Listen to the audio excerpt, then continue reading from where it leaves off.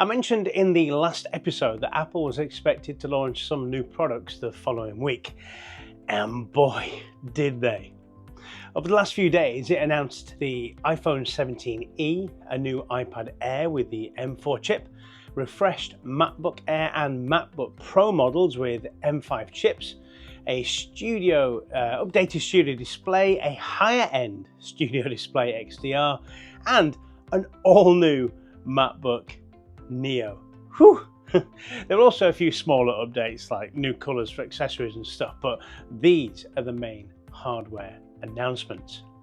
Now, we could spend quite a while going through all of those products, but there are plenty of other channels out there that will do that. But for this weekly Spark episode, I'm going to focus on just two of them. That's the new M4 iPad Air and the MacBook Neo. So let's start with the iPad Air. The headline change is simple. It's now powered by the M4 chip. Pricing stays where the previous models lived. $599 for the 11-inch model and $799 for the 13-inch, with education pricing of around $550 and $750. So, in simple terms, same price or grunt. But there are a couple of upgrades that are easy to miss if you only read the words M4.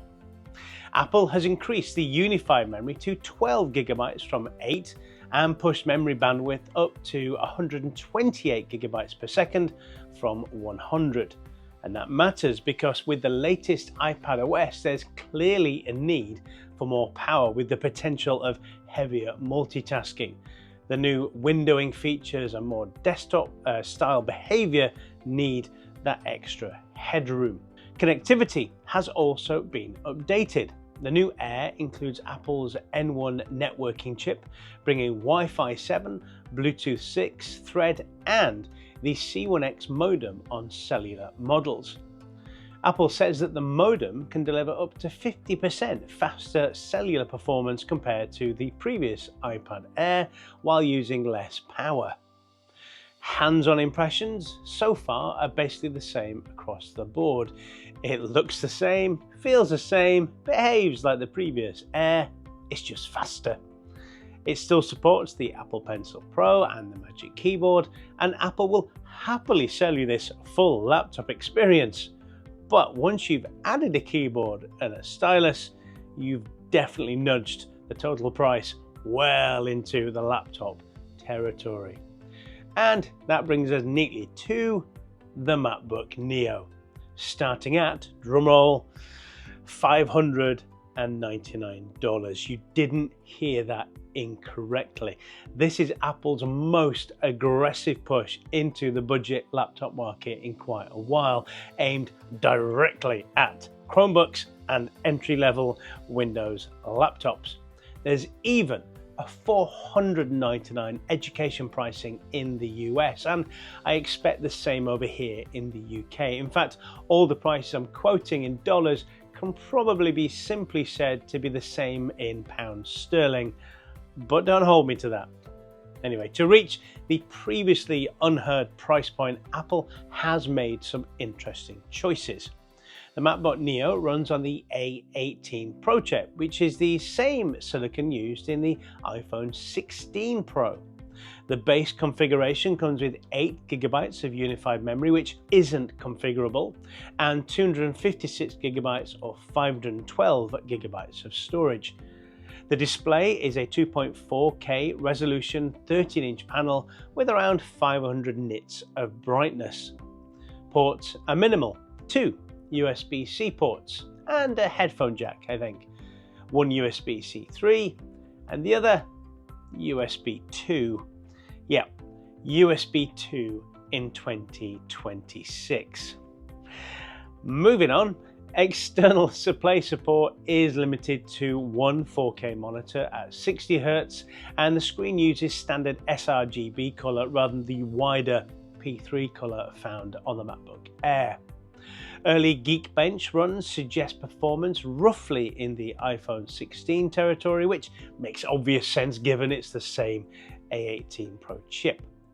Translated into normal language, It should feel snappy for schoolwork, web search, and everyday computing tasks. But if you're considering buying this thinking it's secretly a MacBook Pro in disguise, you're probably going to have a fairly short honeymoon period with just 8 GB of memory and that aforementioned USB 2 port.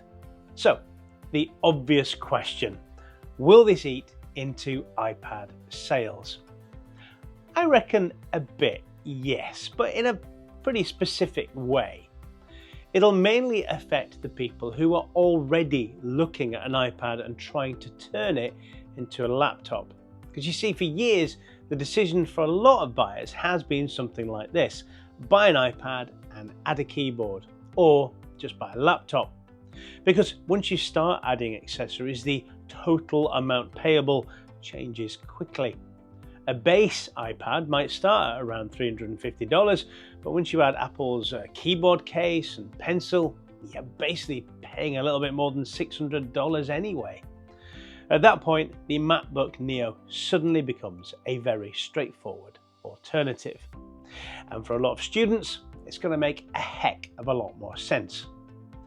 That said, the iPad Air isn't suddenly in trouble because Neo can't replace the things that make an iPad. Touch input, Apple Pencil workflows, the tablet form factor. And now with this latest model, you get better mobility features like Wi-Fi 7 and Apple's own C1X modem for cellular models. And if you look at the market data, Apple's iPad volume is still anchored by the entry-level iPad tier, not the iPad Air tier. Budget iPads aren't going to disappear. This is more of a reshuffle of mid-tier choices. The bigger story here is what Apple is doing strategically.